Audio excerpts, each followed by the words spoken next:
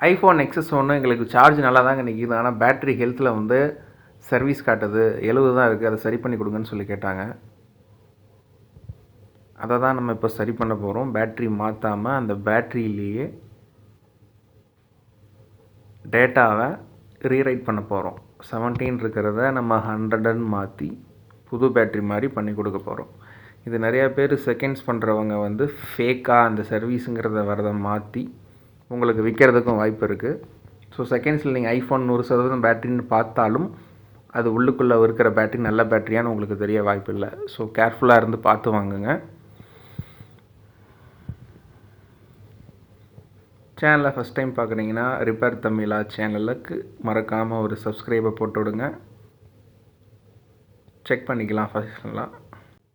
அடுத்த வீடியோவில் பார்க்கலாம். பாய். வீடியோவுக்கு மறக்காமல் லைக் போடுங்க.